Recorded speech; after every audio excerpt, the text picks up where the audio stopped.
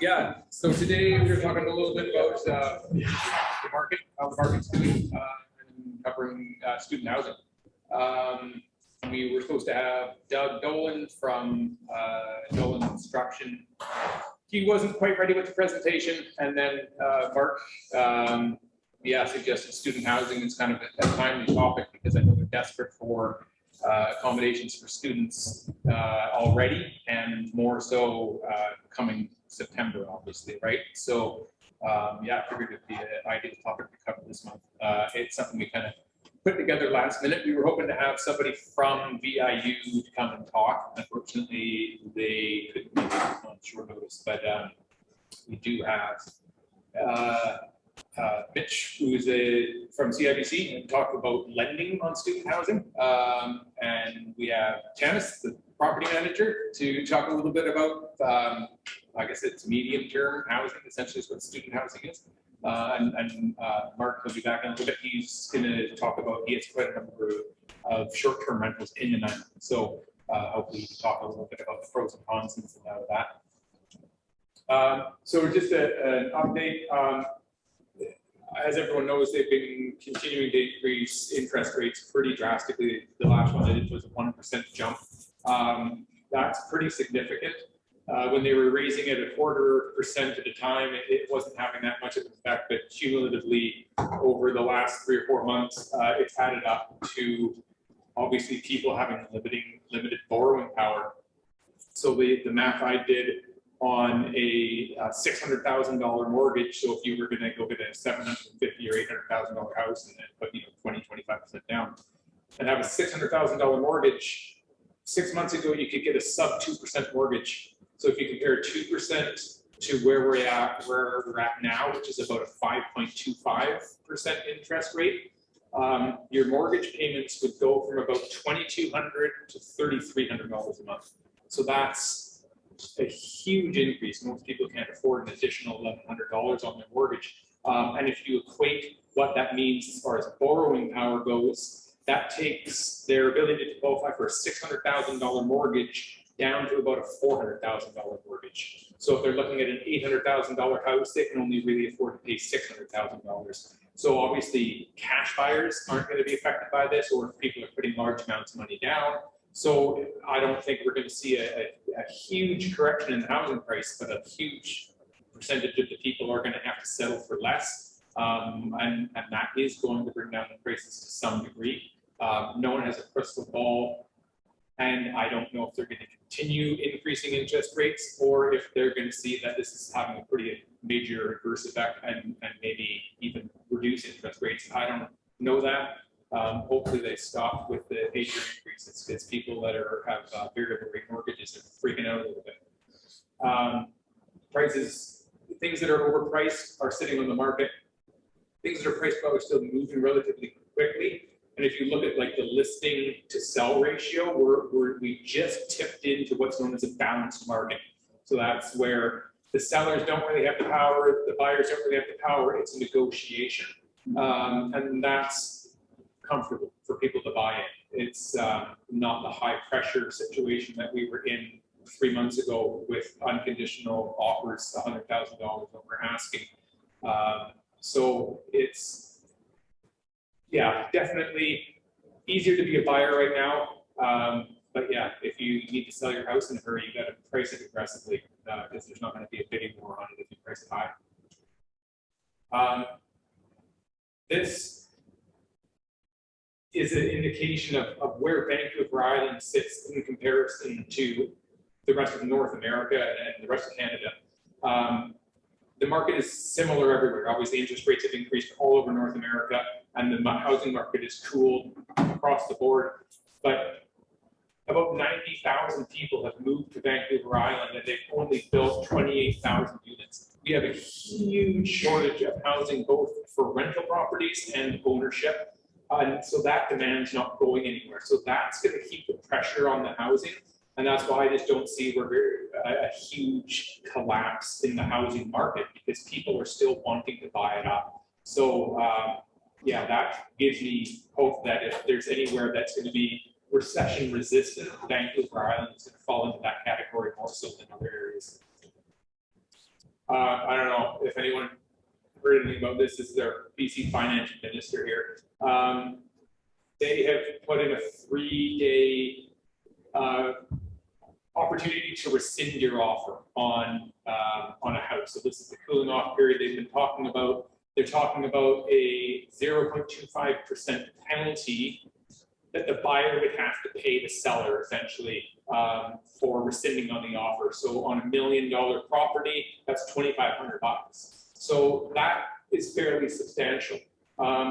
It starts next year, which is comical. We've been in 2 years of just a crazy market, and now when we no longer need anything in place, they're going to implement something next year. So that's just brilliant. I don't know yet. I tried reading through all of the information. I don't know if that 0.25% penalty is going to be payable if you write a traditional offer and have your traditional 2 weeks for financing or 2 weeks for inspection and stuff like that.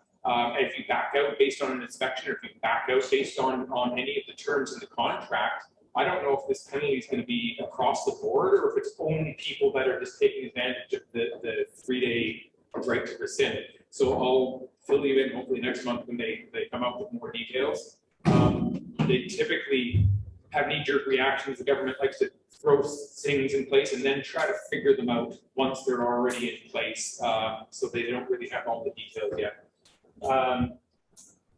Yeah, and so our finance minister says that the home buyer protection period is based on consultation with BC Financial Service Authority.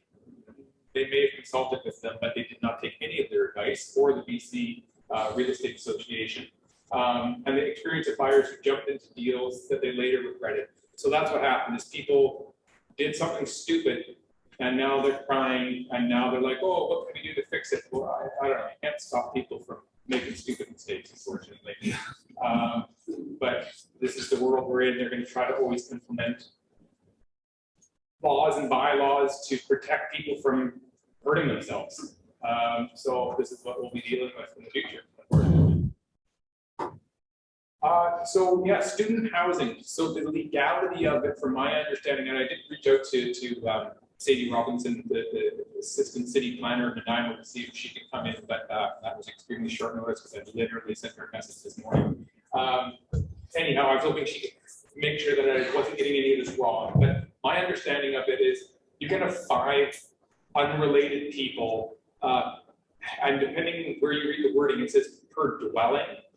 I don't know if that means a house or a unit in a house. So if you have a 5-bedroom upper unit of a house and then a 2-bedroom basement suite, I don't know if that means you can have 5 unrelated people upstairs and 2 more downstairs, or if that's just 5 people in total for the entire building. Pretty sure it's total. It's total? Okay. Sure. Okay, so yeah, you're going to be limited to that concept, but I don't know, what if some of them are related? What if 2 of them are family members? I don't know. It's a gray area, and people are doing whatever they want. And I don't think bylaws is cracking down on it too much, but to stay legal, 5 unrelated people can be in a building. Anything between 5 and 10 is considered a rooming house, and rooming houses do exist in Nanaimo, but they're actually zoned rooming houses. They're not just something that you can get on a traditional house. It actually has to be zoned for a rooming house. Now, the nice thing about student housing, and this is one of the biggest appeals for most people, is it doesn't fall under the Residential Tenancy Act. This isn't governed by the Tenancy Act, which, as we all know, is extremely restrictive and extremely biased towards tenants. It does not favor the landlords at all. So not that anybody should be taking advantage of anybody, but unfortunately, landlords get taken advantage of by their tenants when it comes to the Residential Tenancy Act. Whereas student housing, you have a little bit more control. If someone's being flake and not paying rent or abusing the place, it's a lot easier to get them out. And if they actually have a residential agreement with you.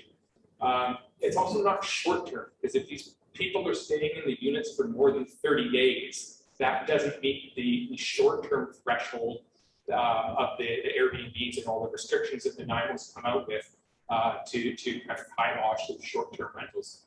So it's kind of a sweet spot in the middle. it doesn't have the drawbacks of the Residential Tenancy Act, and it's also not a short-term rental, so you're not subject to getting business licenses and falling under all of the restrictive things that the Nanaimo's put in place. Anyone have any questions about the legality of student housing? Yeah. So if the student housing is not under the Residential Tenancy Act, if there will be complaints either from the students or the tenants or the landlord, how would that be resolved, or where could they go? Well, I'm assuming it would be like a legal procedure, it'd be small claims court, it would go to an arbitrator, and it would be dealt with that way. So yeah, that's my understanding of how that would be dealt with. Yeah.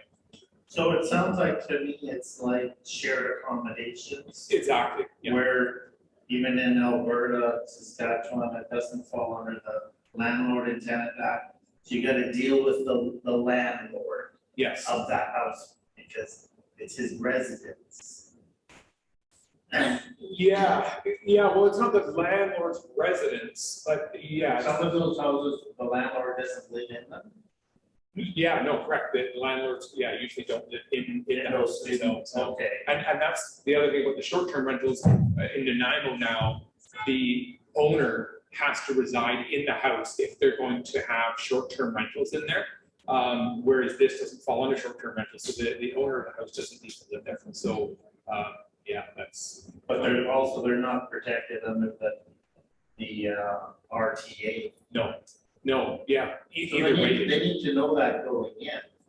Well, for sure, I would disclose that, and the tenant should be aware of that, and the landlord should be aware of that, because there are certain protections that are offered by the RTA that are for the landlord's benefit, but most of it is leaning towards the benefiting the tenants. And you still want your legal agreement in place, like it wouldn't be your residential tenancy agreement, but it would Something on the accommodation agreement. Yeah, for sure, you'd still have some sort of rental agreement to lease agreement kind of in place, absolutely, yeah.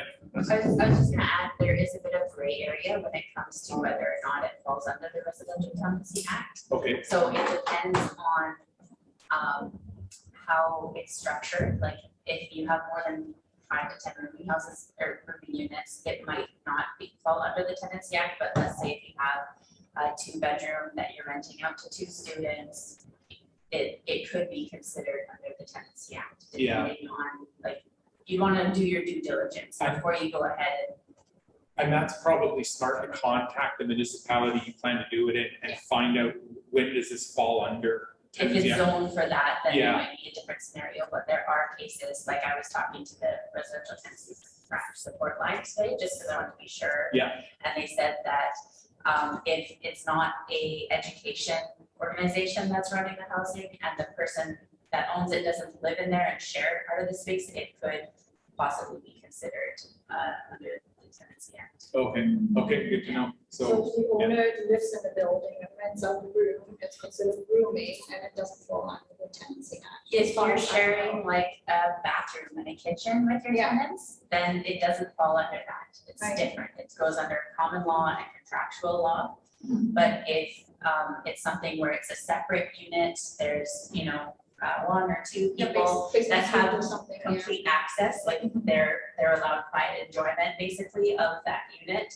then it could fall under the Residential Tenancy Act. And it doesn't matter necessarily the length of term, but you have to see if they would be considered tenants in common in that. So even if the one person is leaving and the other is staying, they could still, for the time that they're in that unit together, be considered tenants in common. yeah, good to know. So, yeah, consult with municipalities and the RTA, and if there's something that sways it one way or the other way, it's probably worth reading through all the rules and restrictions just to make sure you're leaning on the side of it being more of a rooming house and less of a housing situation, right? Also, insurance is a big thing for that one too, right? Yeah. Non-living insurance, like student housing. Yeah, So absolutely, yeah. I've tried my insurance and they were like, oh, only 3 people unrelated to each other. So I had like 5 friends, right? Like 2 couples and 1 not like 1/5 person. Yeah. So I mean, eventually I just said they're all related, like couple, and then there's a brother of the one couple. So it just kind of went like this, but yeah, so not many insurances like it either, right?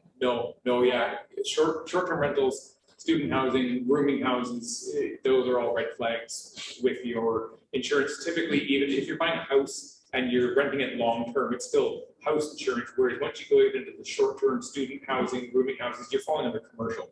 And there are insurance providers that will provide it, but it's gonna be a premium, right? It's probably gonna Yeah, double your insurance. yeah, So sure. that's another thing to consider when it comes to offering short-term, medium-term student housing, any of those things. Add up the additional costs. If this is going to increase your insurance, if this is going to increase your utility usage, if this is going to if you're going to be furnishing it, there's going to be furnishing costs that you're going to have to replace, things like that.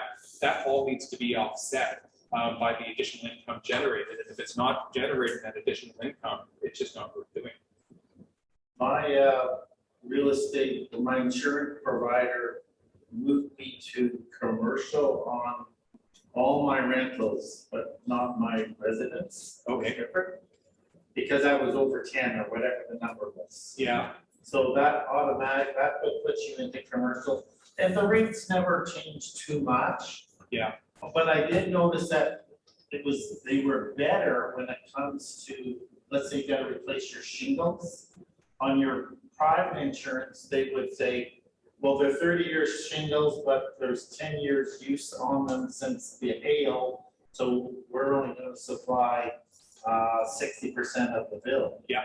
But on the commercial, they just put it all on brand new. Oh, yeah.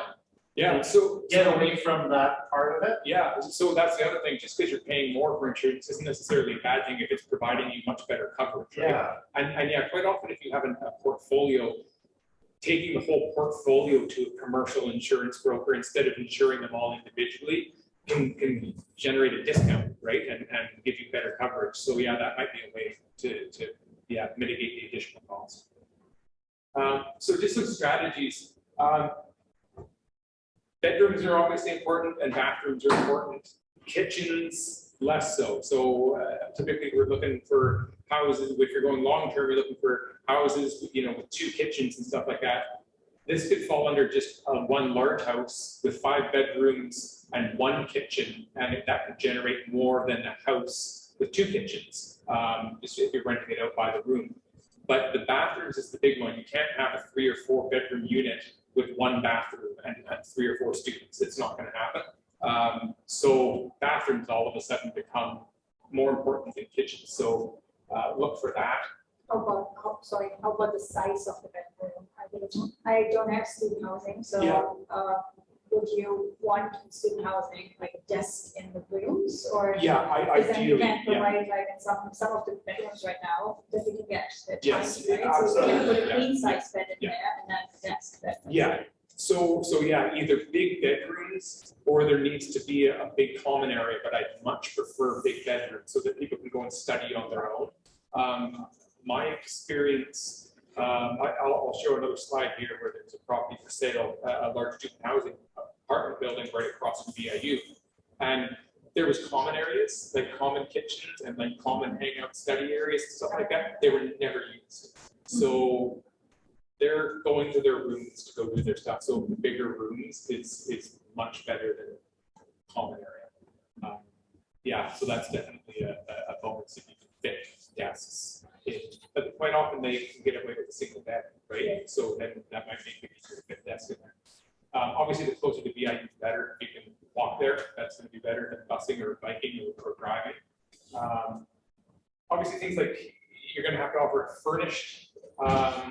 These people are often international students or interprovincial. They're coming from somewhere else in Canada, somewhere else in North America, or abroad. They're not bringing the furniture with them. They're not going to get the internet in their name. They're not going to get the utilities in their name. We need to make this kind of all inclusive, but again, you're going to charge a premium for that.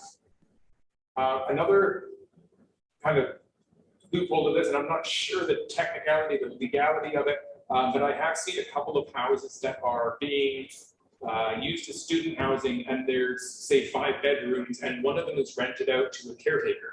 And that caretaker is getting a discount on rent. He's got his room for $400 a month instead of $800 a month, but he's managing all the other tenants. And he has a residential tenancy agreement with the landlord for $5,000 a month. and then he's collecting the money from all of the students and paying that $5,000 a month to the landlord. So that benefits, it makes it easier, obviously, for the owner. It should be less hands-on if you have an on-site manager to make sure that people aren't getting out of control and the things aren't being abused. And it might also be beneficial to be able to take that residential tenancy agreement to a lender and say, here's an agreement for $5,000 a month rental income. That might be, I'll let Mitch talk a little bit about that, the financing bit. And yeah, make sure you have proper insurance for it.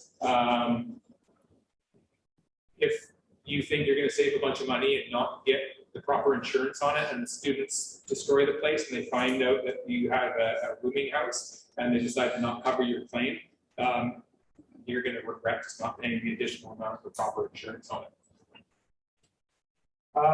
So those are really possible to see on the screen there. But anyhow, these are both sold, but this is kind of the type of thing that's available for actual purpose student housing. So the one on the right, I forget how many units there was. I think there was about 35 beds. I think there's 25 units with 35 beds in total. So some of the units were 1-bedroom units and some of them were 2-bedroom units. And they were getting about $925 a month for the 1-bedroom units. And then I think they were getting about $800 a unit or per bed for the 2-bedroom units. It sold for $4.8 million or something like that. That was the first off-campus student housing building built. They actually had to change zoning, create a new zoning in Nanaimo to allow that to exist, because there was actually no purpose-built student housing in Nanaimo at the time. Really interesting building. That's the one I was talking about, right? And there was these great common areas and patios and decks, and none of them were used. If I had bought it, I would have converted those common areas into additional bedrooms because they just weren't being used at all.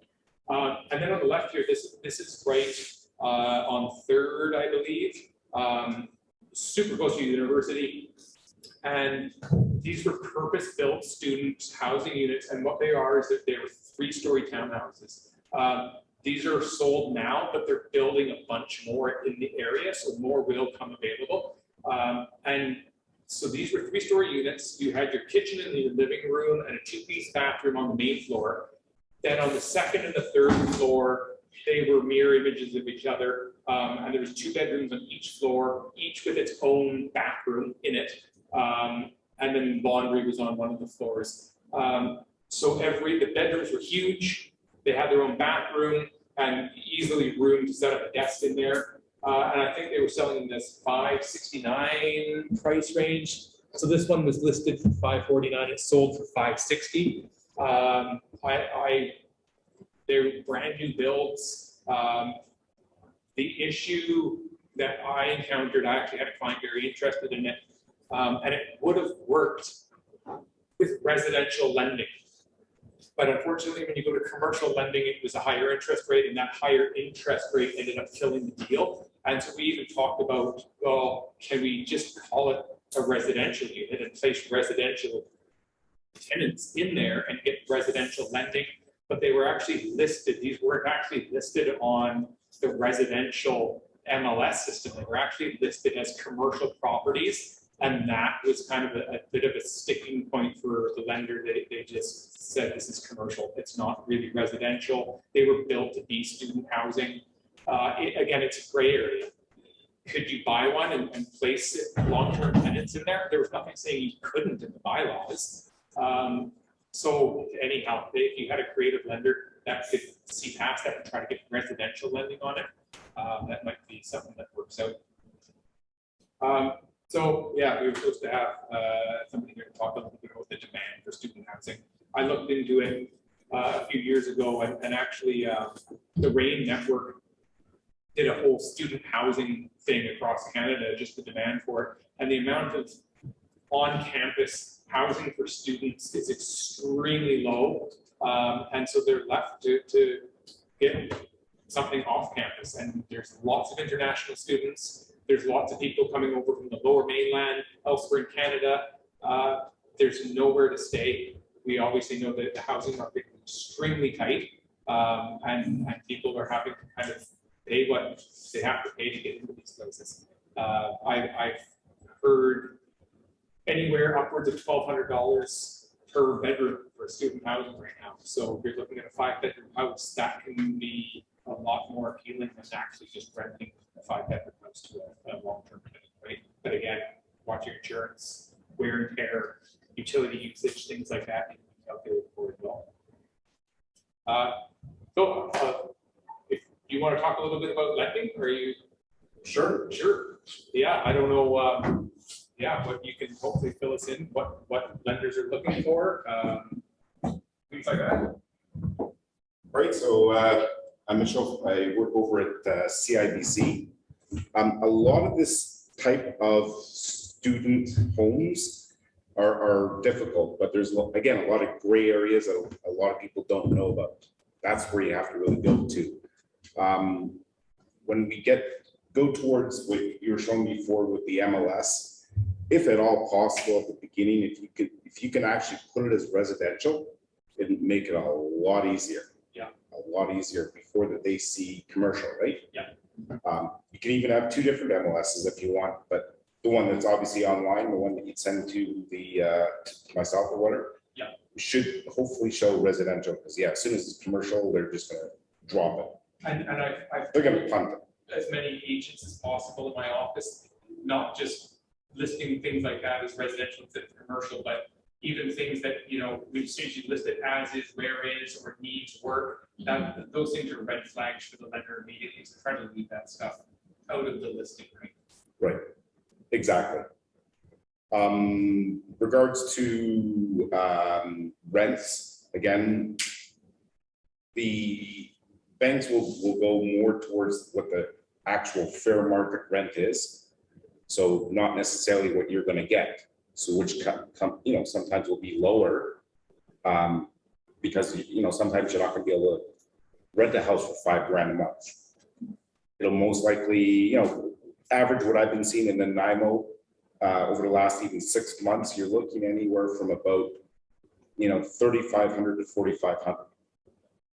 You know, it's still close to your $5,000, but it's not going to be your $5,000. If you need the $5,000 in order to debt service to be able to get the mortgage, it's not going to work.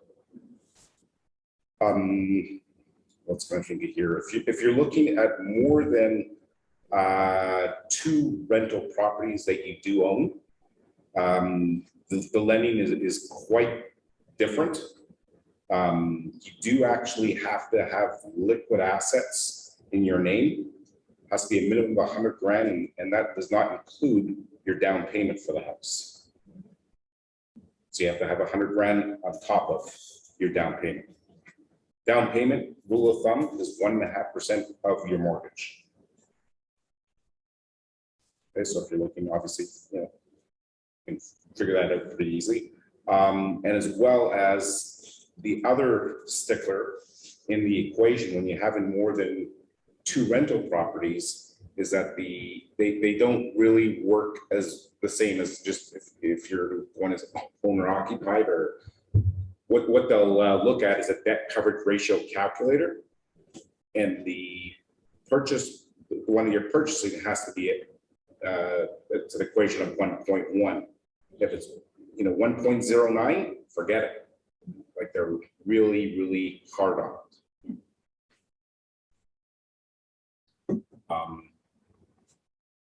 Or did you say that you can only get a mortgage if you put 1.5% down, plus you have to have $100,000 cash?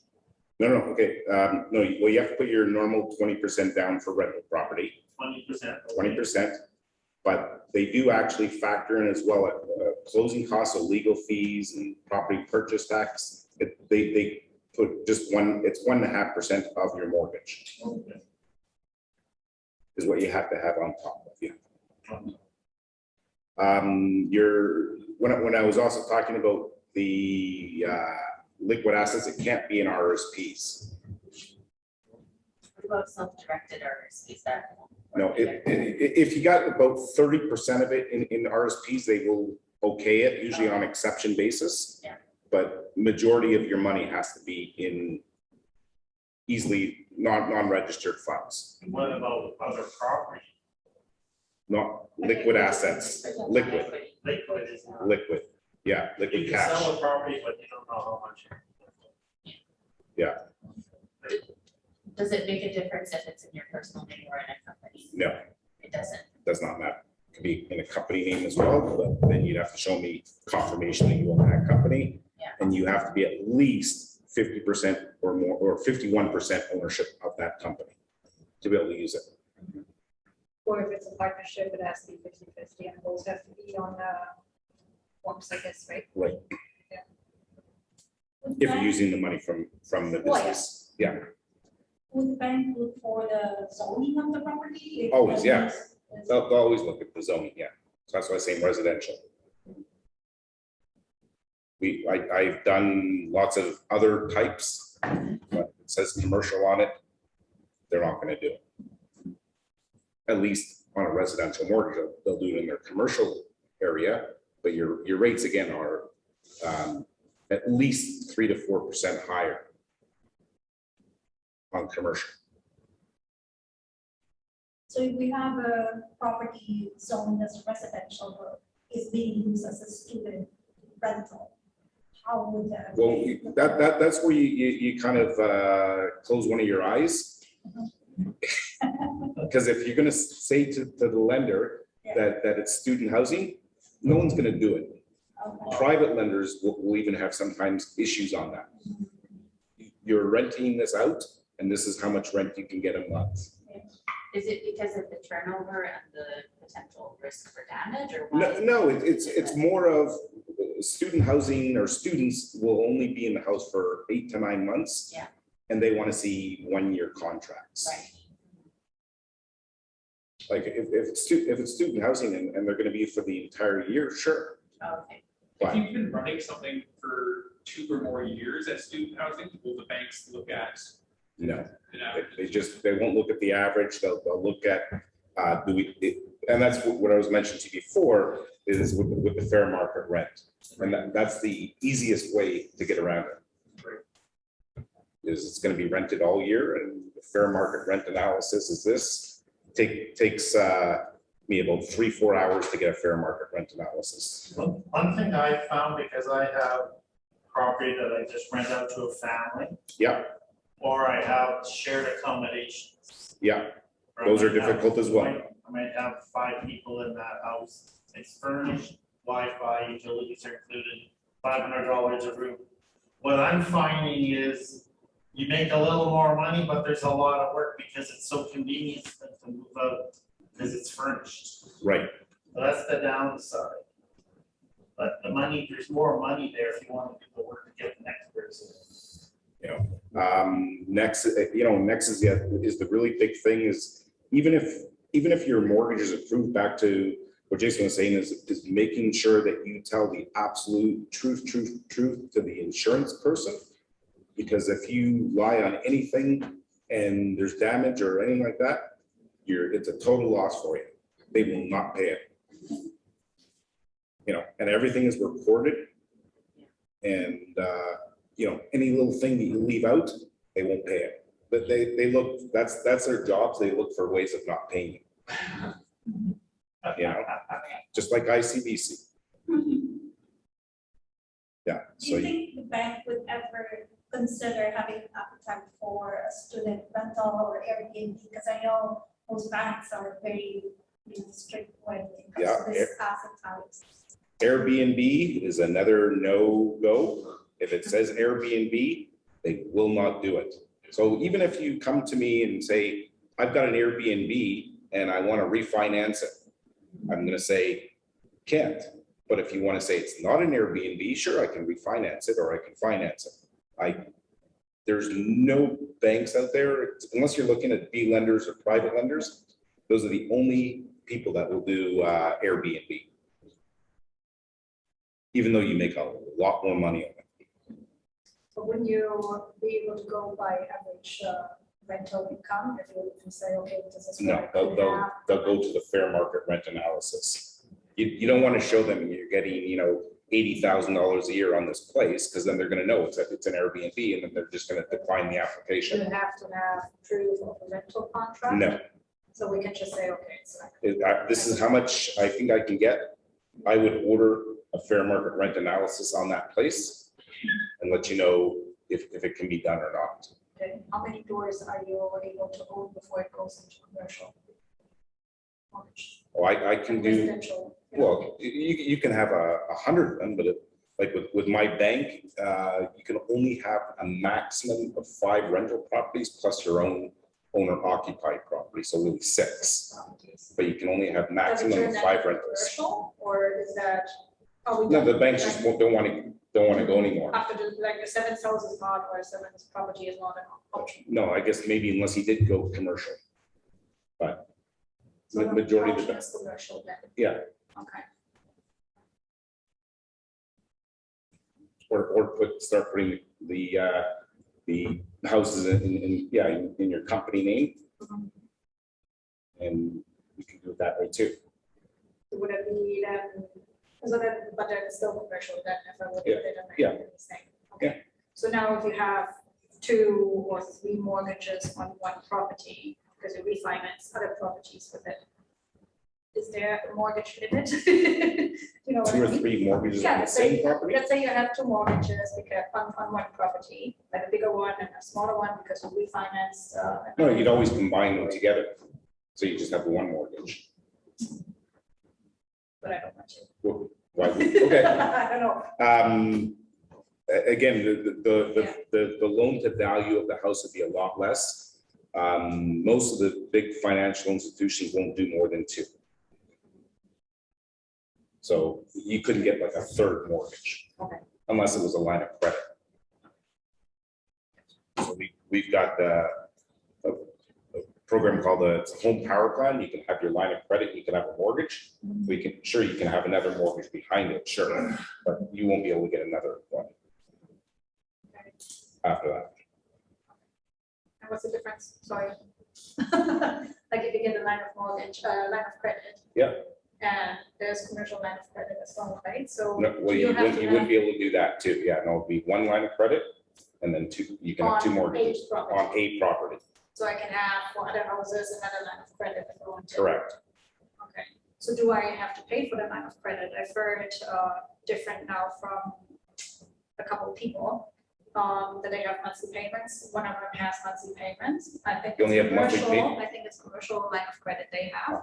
Yeah. And then the other one is they don't pay. They have like a $300 line of credit sitting there and they don't pay any. Right, exactly. So maybe, I don't know much about, I don't do commercial myself. Mhm. I only do residential. So I don't know what the guidelines are on the commercial mortgages and lines But of on the credits. residential, you don't have- Residential, no. You don't use it, it doesn't cost you a dime. So it's there for you. It's like an unsecured line of credit. You don't pay for anything on your unsecured line of credit if you don't use it. Okay, which makes sense, right? Right. So if you Same have thing with the commercial- secured. Yeah, Same thing with the secured lines of credits. okay. Interesting. So basically, for everyone to pay for all this, interest for the rental rates are gonna go up just as high as they can go, right? To pay for the mortgages. They've already done that, yeah. Rents are through the roof. The biggest problem right now with rentals is that you cannot kick out a renter when you're buying a place. And you can't increase the rent either, unless you're going to live in the place. Yeah. Like, you're right, like, you can only go, what, 3.5% and 1.5% Yeah. And then, but if the renter would leave, you could. increase Oh, your if the rent. renter leaves, then Bob's your uncle, but, And there's always keys for cash. That's. Which works fantastic. You know, Done it that- twice I now. use that term actually to get rid of a couple of guys. Yeah. Keys for cash, if they were in my house, I didn't want them there anymore. Yeah, people think that if there's something weird or shady about it, it's not. It's just an agreement to end tenancy. It's a motivation. Based on an agreement for a cash settlement. And there's nothing shady or wrong or illegal about it. It's like settling any other contract or contract buyout, right? right, yeah.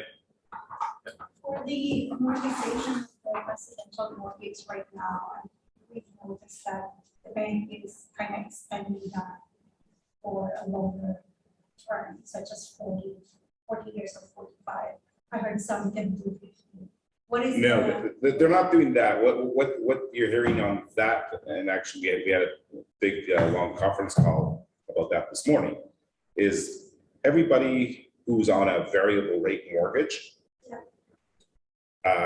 Let's say you started, even 6 months ago at a 24, 25-year term. Right now, that same mortgage will probably be at about 38 years. What you have to do, and it's only for people that want to and can do it, is put it, make a lump sum payment and make your payments higher. Because what will eventually happen is the banks will send you a letter and you got 45 days to either do that, or they'll automatically put it into a 5-year fixed term mortgage for you. So would the bank do that? They won't finance you 40, 50 years. No, they won't. They can't. They're not allowed to govern that way. It just so happens because of what happened with the variable rates, how much they've increased. The only choices that you do have right now is making your 20% lump sum or close to, plus making your payments higher, so that at the end of your term, you're going to be pretty well where you were at the beginning. Is that the same thing I heard someone talking about, like a threshold triggering that happened? Yes. That's what it That's is. exactly what it is. So it's like, it's 2%, or there's a percentage that. There's a percentage, yes. If the percentage comes up at a certain point, it's like, basically the bank's like, okay, you gotta pull your. Exactly, until it gets up, like, we have access to find out where that threshold is, because every client is different. Oh, okay. And because it depends on where they started with their interest rates. Okay, so if they had an interest rate, like last year or 2 years, last year even 2.7%, now it's 4.7. As soon as it gets to 5.1, that's when they're going to get the letter. So in September, when the Bank of Canada decides to increase their rates by 0.75 again, which I hear they're planning on doing, they're in deep trouble. So do you think that's going to trigger a lot of foreclosures? I don't think so, because a lot of those are also, they put a lot of money into it. What it's gonna create is a lot of sales, because people won't be able to afford it. Right. It's gonna create a lot of sales, and the sales, they're not gonna be going to what the prices are today. Yeah. It's gonna be discounted. Yeah. Because they're gonna be desperate. But before that, the banks have never said this, but this is how I think. I've been doing this for 28 years plus, is people are going to get rid of their toys first. They're expensive $900 payment vehicles, their boats, their RVs, because they want to keep their house. The lake houses. They're second, First off, guys can have snacks and hot coffee, grab it while it's hot. Help yourself. And then the question is, when the VAU called me, they said they're willing to be the tenant. So they will be on the lease and then. Can't do it. No, can't. And the lending side. Yeah, because then why would VIU sign a lease then for students? Can't do that. It's the same because. It's the same, yeah. And the lease can't be done by, like, in the name of any business as well. It has to be by an individual. For residential mortgage. For residential mortgage, Commercial. unless you're doing a commercial. So it's not really appealing for this to be on the student rental on the investor side. Well, I wouldn't say that it's not appealing. It's just, there's a lot of gray areas and there's ways of getting around it. As long as the bank doesn't know about it. As long as the bank does not, and that's why I'm saying to Jason, to do the market as residential, not commercial. And one thing I try to tell investors is, if you can find something that at least breaks even or generates a little bit of cash flow as a long-term rental, and you can get it under contract and purchase it, if you then place student students in it for additional income, that to generate more cash flow, that's fine, but to be able to fall back on it as a long-term rental to make sure that it's not underwater, you can't Airbnb or student housing, it prevents you from getting in trouble as well, right? So, and again, getting one, there's actually a house for sale near the university right now, and I think there's 5 people in there, and the lease is under one person, and he's the caretaker. So you could take that to the lender and look, if this person's renting this house for this amount, and it's somewhere around market rent, maybe slightly above, and that will hopefully get you the lending. Oh, you for can that certainly property, use that. right? You Yeah, can certainly use that scenario, one person on the lease. Yeah. Yeah, and as long as it's a current lease, it can't be a month to month, because if it's a month to month lease, then I have to do the fair market rent analysis. Oh, okay. So find your 4-year student to make a deal.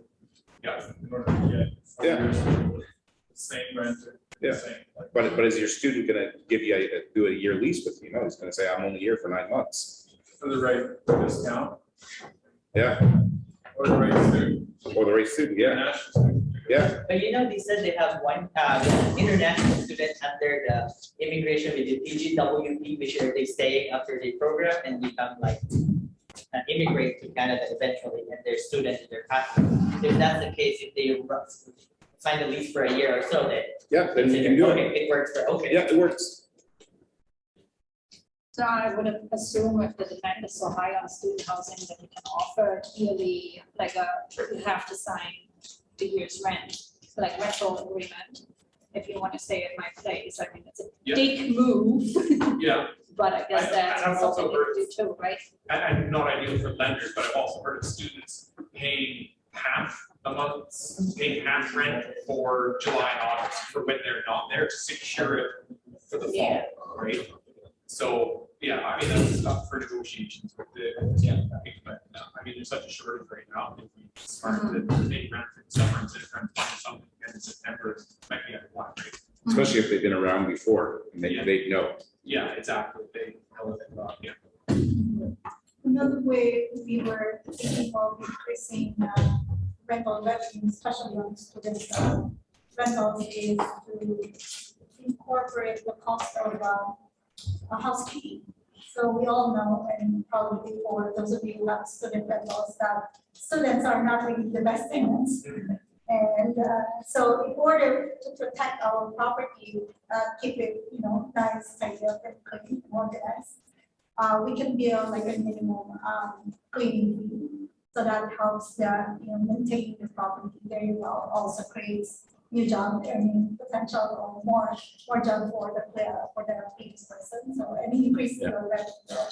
Yeah. So, Yeah, and I'm sure there's, you can charge a premium for a premium product, right? If you're including the best internet and you've got high-end furnishings and you've got a cleaning service that comes in weekly, bedding and vacuum and do cleanup, and you're gonna charge $1,400, $1,500 a room, there will be students that will pay for that because a lot, especially these international students, the cost of the schooling, the cost of the travel, it's just a huge expense. The housing is just a small part of it. For the parents to write a check for, $30,000 or $35,000, doesn't really make that much of a difference, right? And I make people sign the house rules agreement because it's like my residents, their shared accommodation. And because they want that $500 or $600 room bad enough, oh yeah, I'll keep the kitchen clean as I get it. And I'll look after the common areas. But I don't care how their room is, but not in the common areas. And it's gotta be tidy. Yeah. And I make them sign that's what you agreed upon, or else you're gone. And sometimes I'll use the keys for that, like, I don't care if you don't give a month's notice, I'll give you your damage close back, just leave. That's where I use the keys for cash. Yeah. I don't care about the 30 days.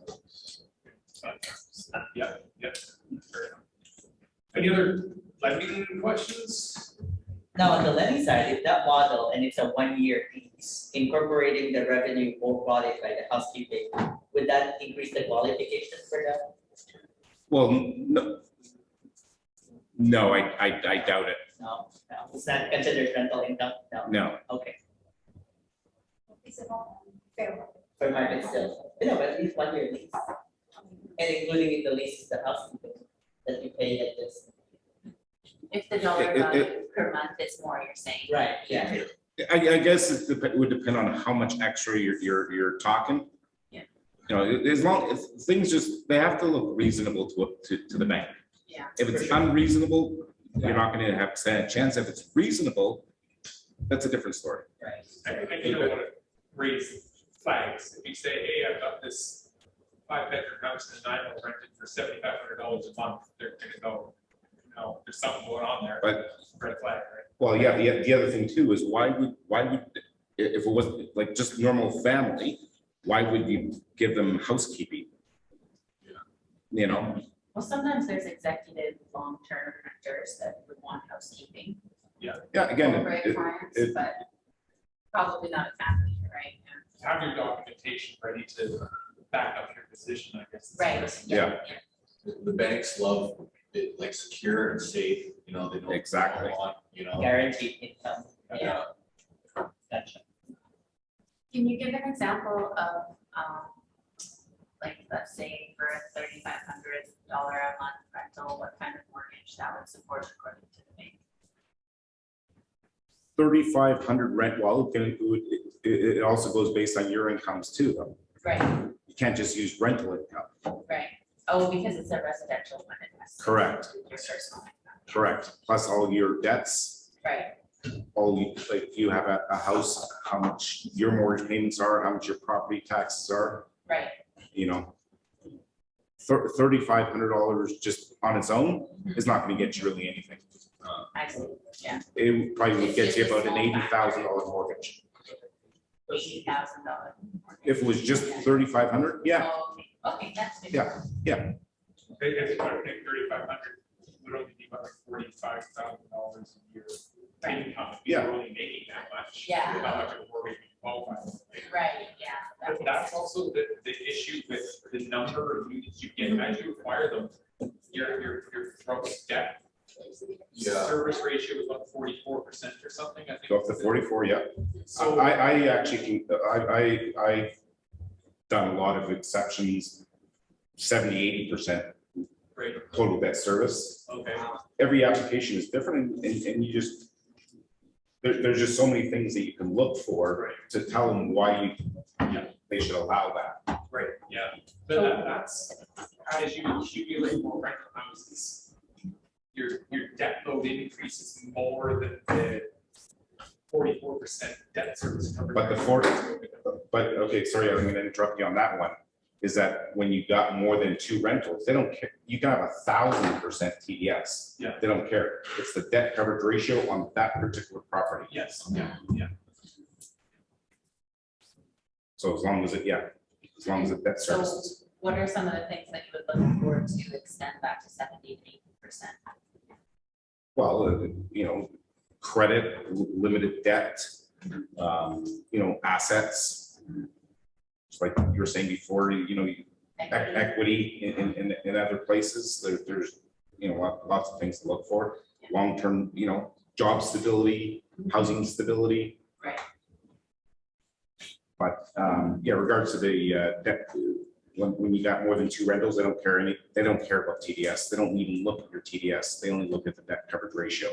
Okay, And what that is how much your mortgage payment is to how much money you have put out on your strata fees, if there's strata fees, or if it's normal house, your property taxes, and how much rent you're gonna get.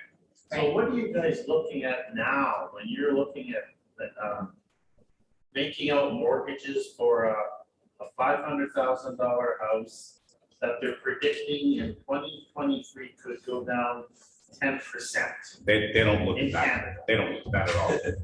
They don't think that's gonna happen? Nope. But they can't, So does the that banks make will it not go scary? on Is it- predictions. Is it always politics? It's based on what it is today. It's not what it is tomorrow.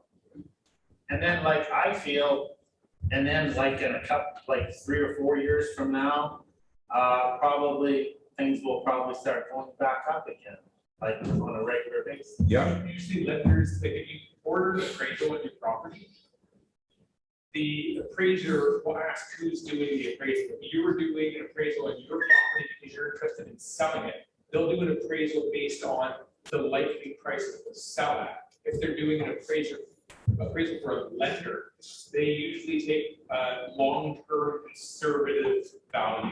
So they're not gonna They're looking at, predict it's gonna be high. They're gonna possibly come in on the low side, and then the lender's gonna then based on that. They want a conservative estimate. They don't want someone, well, you know, it could sell for $1 million. Well, we have a realistically worst case scenario where it's gonna sell. I think people are getting scared, like I'm not because I'm debt free. But like basically the Bank of Canada can't be that stupid with interest rates up so high. but they are that stupid. When they do that, it forces you to put people into bankruptcy. Yeah, Why would they want to do that? We have created affordable housing. well, not only that, is they want to stop the ridiculousness of what has been happening over the last Well, number of because of years. most of it's foreign money, isn't it? Most Well, the inflation of the last few years has just been government printing money. printing money like Trudeau did. Yeah, so and you have to think that there's a lot of tenants out there, a lot of people that don't get angry these days. So this inflation has made it extremely difficult for your average person to be able to afford a house. Well, that's what I was talking to these late people about. It's not just your 1% more on your mortgage. Your gas is higher, your food is higher. They have to figure all that in, that they're not gonna be paying those big prices for housing over list prices. No, that's already factored in. It's already gone, Yeah, pretty well. They're attempting a soft landing is what they're trying to do. It's gonna be a very hard landing. They want a soft landing, right? But- Yeah. They've got to balance it, they've got to cut off the inflation, but try to not create a recession, right? And that's going to be impossible. I think you'll see a recession probably next year, end of next year, is my own prediction. And that is basically because all the people that were getting the 5-year fixed mortgages at 1.69, 1.79 are going to be renewing next year. And their payments are going to go from, $2,000 a month to $5,500 a month. that's gonna be scary. That's where you're going to see all the quick sales. Yeah. And what you're referring to before, or what you're saying before about how the appraisers appraise for the banks is based on a 90-day sale. So how much do you think on a quick sale is the place worth? And not an offer in 90 days, but sold in 90 days. And as much as everyone hated it, and I was not a fan of it at the beginning, but I also understand that people need to be protected from themselves.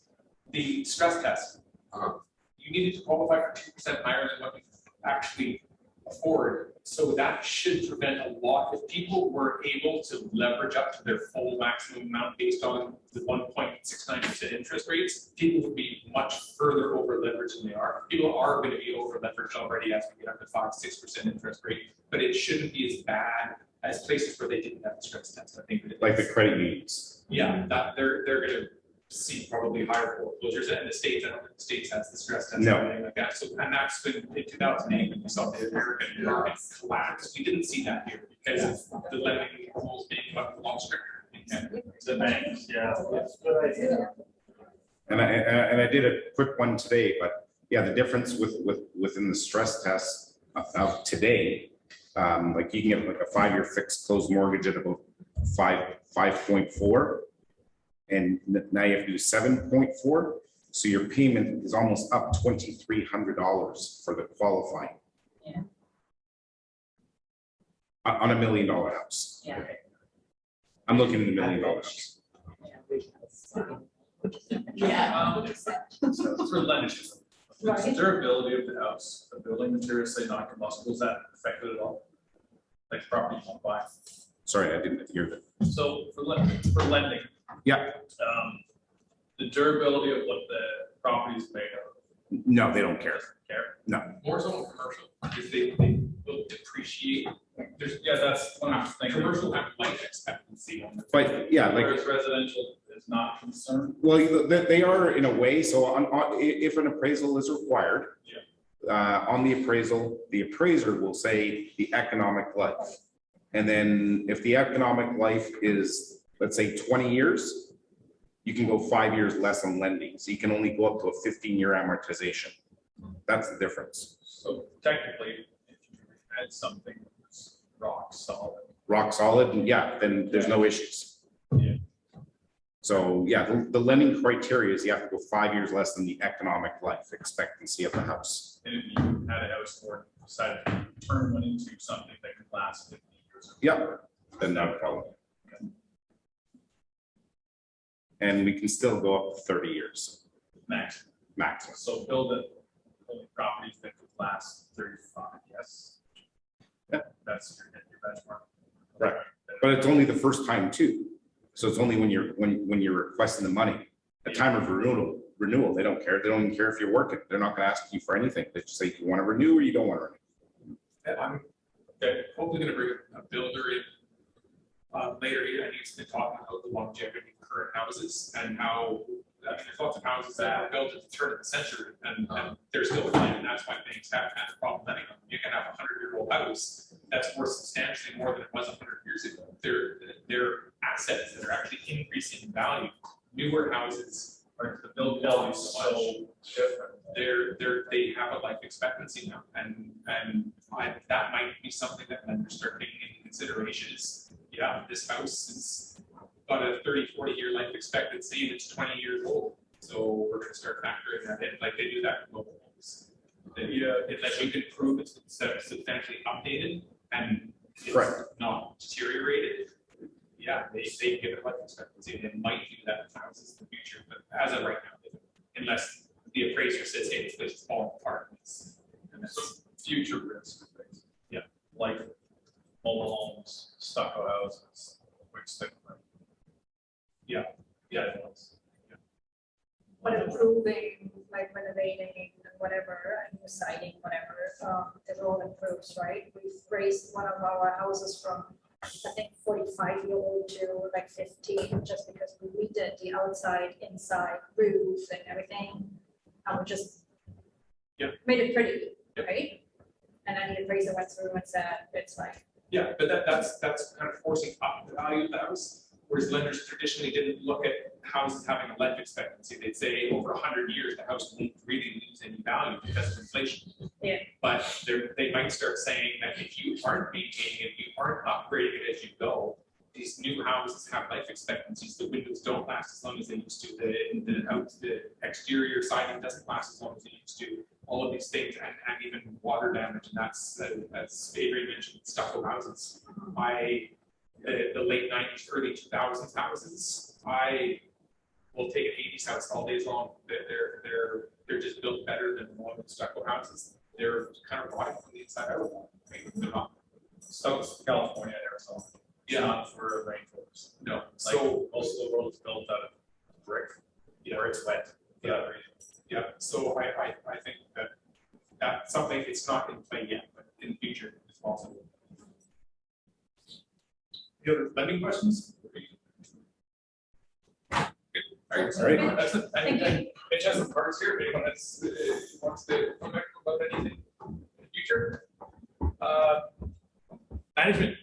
I don't know. Do you want to? Sorry, I'll throw this on you. I don't know if you have any. I didn't prepare anything. No. I said I wasn't gonna No. present, but if anyone has any questions, I'm happy Yeah. to answer. Sure. Yeah. Just I don't know. Pros and cons of student housing. Have you heard any nightmare stories of student housing? Or? I haven't personally heard any nightmare stories about student housing. I guess certainly the advantage is the dollar value that you can get out of a basic house. There's definitely more hands-on management that's required with that type of tenancy because, as you know, they're switching over with the school year. If you can get somebody that will stay longer, then that's ideal, obviously, but I think probably the majority of students may not fit that criteria. So if you factor that into the general costs, then it sort of balances out. I think that there's definitely a lot of potential around here. We close to the university.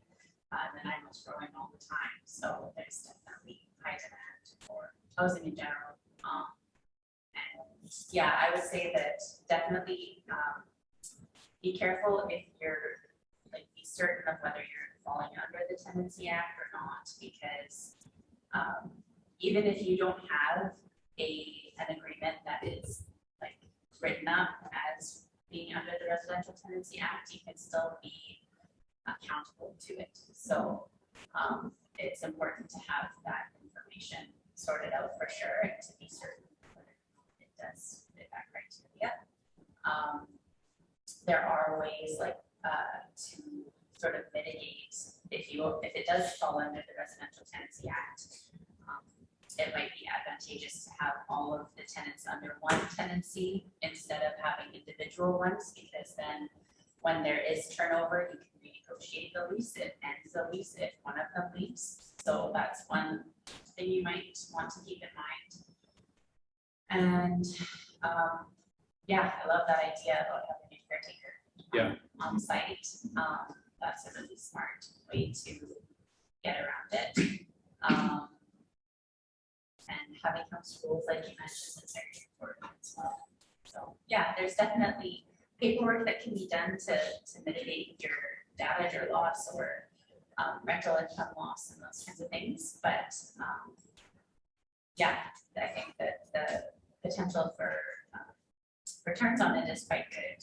Yeah. You know, definitely more than you would be able to get from long-term tenancy. And with the laws changing or the bylaws with, you know, short-term rentals in a lot of municipalities, it's kind of might end up being that sort of sweet spot for getting more returns. Like, I would emphasize the caretaker, if this woman or man is a handyman. Yeah. Way cheaper than going to a managing company, managing your place. They'll phone up a freaking plumber too because your sink is plugged. Yeah, having someone Where you can put the max Drano down. That's what I told this tenant, just to put the freaking max Drano down. Yeah. And it worked. Yeah. And avoided getting a plumber, you see. Yeah, Yeah, you want to have a manager that's going to be careful with your resources for sure. Yeah, and they're helping with the people coming and going, paperwork. Yeah. so for any of you that have met Tannis before, she is a property manager that does short-term and medium-term rentals as well, which is kind of an anomaly. Most property managers do not do that. So yeah, especially if you're looking at doing your first student housing, it's probably best to hand it off to a professional than try to mitigate it yourself. I'll be the one they call when they're having a party and you don't have to worry about it in the middle of the night. Yeah, and originally, like when I first got into investing in real estate, like I was trying to do everything myself and be my own property manager. And then I, for my properties in Prince George, I just got property management in place, and it sure is nice to just get the money in the bank account once a month and not get the phone calls and not get the issues. And yeah, there is the issue of sometimes there's a simple fix and they call up a plumber and you get a $150 bill instead of some Drano down the drain. But it's hard to scale a portfolio if you have 5 rental units, 10 rental units, 20 rental units. Unless that's now officially your job, is that you are managing your properties, it becomes this huge burden on top of your existing job, and you get burnout and you start resenting your tenants and you start resenting being a landlord. And I'm much happier to be able to scale my portfolio, hand off some of that work to someone else so that I can focus on things I'm good at, things that I can help grow my portfolio instead of tripping over the details, right? So yeah, there's huge value in investing in real estate more passive, because people say it's a passive investment. It's not. It's a job. It's running a small business. You can make it more passive, just like making any company more passive. It enables you to grow and expand and become more efficient. Right? So yeah. 2 questions. First one is, for a traditional long-term rental, you usually require first and last policy. For student living, is it okay, or are you allowed to No, charge to request for like a damage deposit? So like that? long-term rentals, in BC, all you can request is half a month's rent for the damage deposit. Oh, Unless they have a pet, then you can require an additional half a month's rent for a pet, so up to 1 month for your damage deposit. But as far as students go, I assume that would be something that you could negotiate with them. Yeah, it's just whatever you agree to, It's if a it doesn't personal fit under the tenancy. act. communicating with them personally. I want the $400 damage deposit, I want the $400 for the room. And you get the other back, then you get your 30 days notice, it's clean, whatever, you get your money back. That's what you gotta do, otherwise they'll run you ragged. Yes. I don't like BC, that's why I have my business Campbell River for sale. The tenants have you over the barrel as soon as you rent to them with only 50% of the rent down. Yeah. For damage deposit, they don't have to give 30 days notice, they can leave it a shithole, and I put up with that up there. And that's why a lot of. And why does the government allow it? To the Because- landlords, Simple, votes. votes.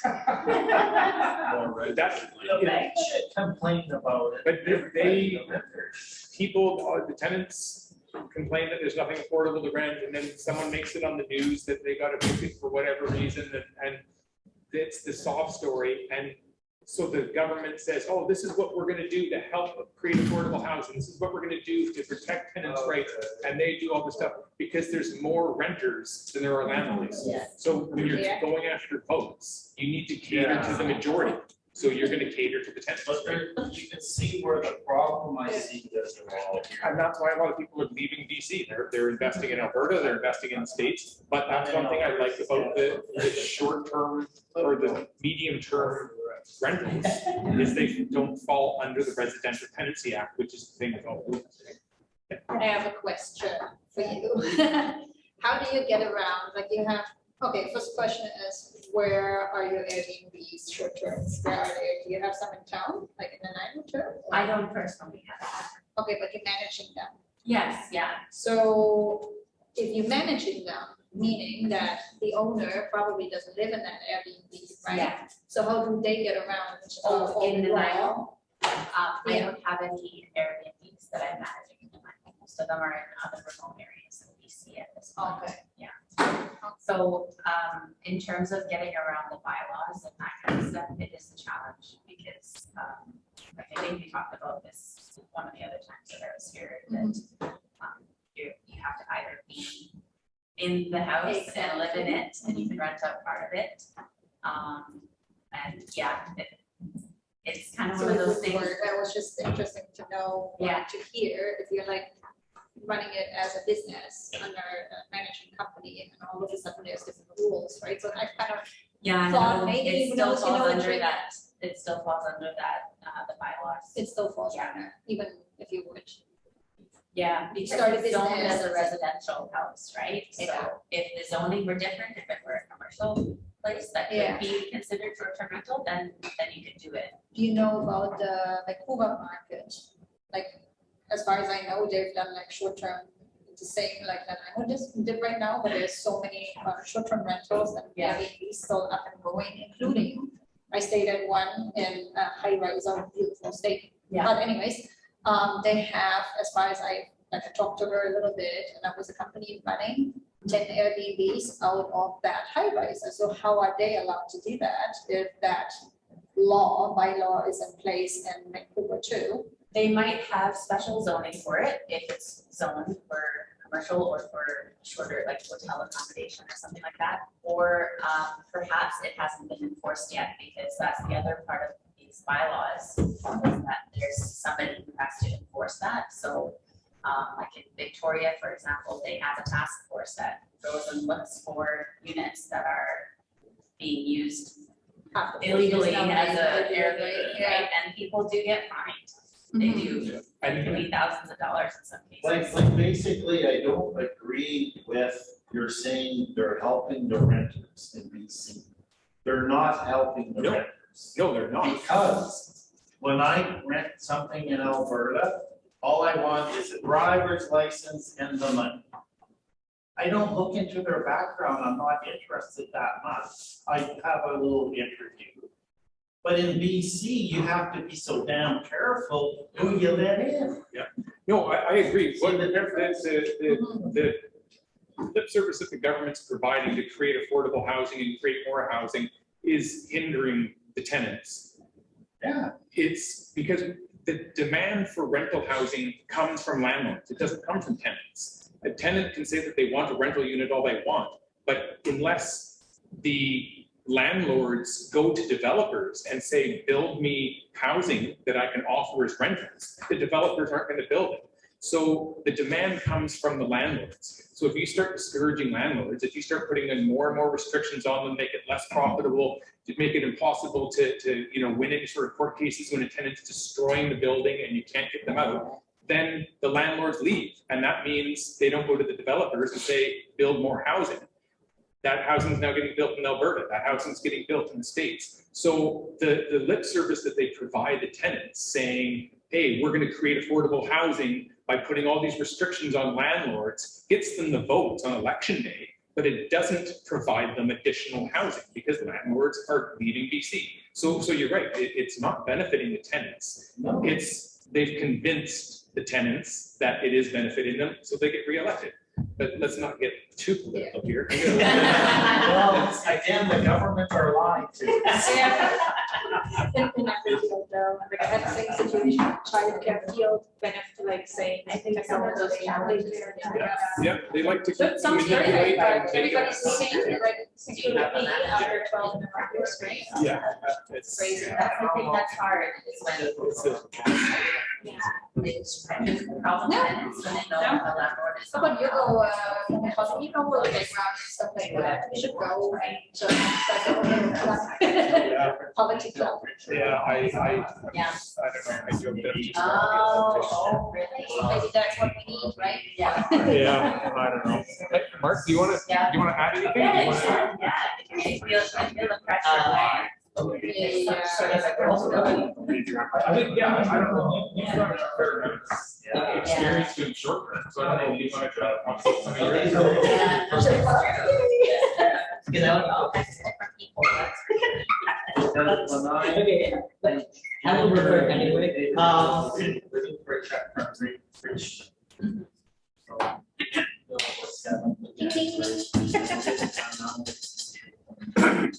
Oh, sorry. It's okay. No, we're just all wrapping up. That's supposed to be, we invited VIU's, housing coordinator, because they have really, lots of needs. When they called me, they said they have 100 needs, this month. And the next month, they will have 200 or more. We also attended a webinar 2 weeks ago with Tony Joe. Victoria is also, experiencing the same housing demand because both of Victoria and Nanaimo are university towns. They have 1,600 students coming and they only have 600 dorms. So that other excess will add to the existing rental prices. So being that university town, that's an issue in Nanaimo. So this is what I'm hoping that they would come to meet the demand and supply, but they said it didn't work out with the schedule. But I asked them, because we know, is it last month or 2 months ago, our topic short-term rental, like they can work with the city to go on the bylaws on the short-term rental to help the student rental. And they said we'll have topic of that next week. So hopefully I will coordinate with them.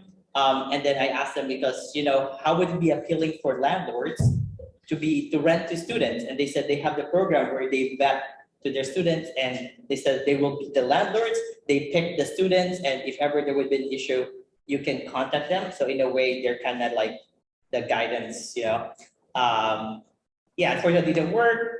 Jason and I tried to get them, and another one called Place for Students, which is the national organization for universities across the country. But it didn't work out. So, but on the short-term rental side,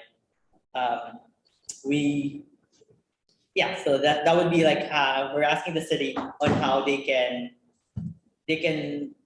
meet halfway for short-term rental and student rental to help the tenants that we have in the city. Because when I post some in Kijiji and rentals, I get 3 to 4 students that inquire for like, hey, can we rent your place? But with the rising interest, and if you're in a variable mortgage, you can't really justify with the student that budget, right? So like one of the creative ways, I guess, that model with like, maybe we can incorporate the housekeeping, you can check every week to see if they're really partying or not trashing your place, but at the same time, incentivizing and increasing your rental income.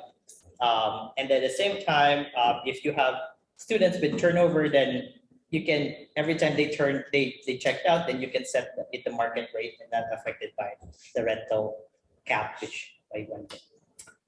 I think that's all. Just want to add into that, based on my personal experience, we've been investing also in the US, and it's been a growing trend in the US right now. They develop what is called society living, and it's basically, it's like a room being rented, but it's very sophisticated and, very techy, but it caters to a specific market. So instead of building condominiums or multi-units, because it's just specific to rooms that are being rented, so they were able to create more rooms or more units for rent. And then they just create a huge common area, like a living area or a study area, or a kitchen and washroom play area, everything it's like you're living in a hotel, but you're renting the rooms. And of course, the rent will be a par with the amenities that the building or the property is providing to its tenants. But it's another way to kind of create opportunity for us as real estate investors, especially if you're on a development type of project. So instead of you maybe creating, okay, I want to build a condominium in this property, that's another option, because we see that trend going more and more, and because of that continuous big gap on meeting the lack of housing to the demand and all that, and that creates hopefully a solution to that. I think that's the way a lot of it's going to go. Is the construction cost is so high that you can't build an apartment building, a traditional 2-bedroom, 1-bath apartment structure, and rent it to be the affordable housing you're in. So it's just too expensive to develop. These micro units and these shared units, I think it is going to be the solution. I mean, that has been the solution in very, very densely populated states, like in New York and San Francisco and stuff like that, where it's just so ridiculously expensive. So yeah, I wouldn't be surprised if and that is the solution to the housing. Try and punish landlords, it's not, but the smaller, more affordable units is the way it's going to work. It's interesting because Nanaimo just did a new zone two on a residential lot, right? Like to split the residential lot, like our zone or whatever, into multiple, like you could have multiple homes on it. Single-family homes on the Right. lot. Four units on a, so that's, I was actually pretty, that's pretty interesting. Yeah. Because then you're gonna get kind of like 4 dwelling units on a residential lot, and then have same type of style, this like feed up the courtyard in the middle, and then you got 4 almost like little townhomes on the lot. That aren't connected. So you're able to densify, but it's not like you're not, old Soviet densification, Yeah, I think they're going to have to come up with more creative solutions than just trying to punish landlords. That's not creating more housing. There's so many houses, it's like the block houses or whatever they call it, like Easy boxes. easy boxes, right?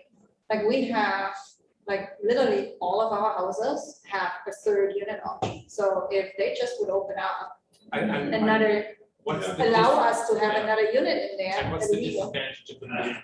Exactly, so if they would do that, like we have already like a ton of new housing for people, right? But yeah, if you guys have any ideas or, for the student rentals of how we can help them, we've been in contact with VAU and they will be contacting the city of Nanaimo. Let's keep the conversation going on how we can both win-win in this. I'm happy and all yours. You can reach us to it on our Facebook group with Jason or reach out to me. My name is Mark. Great.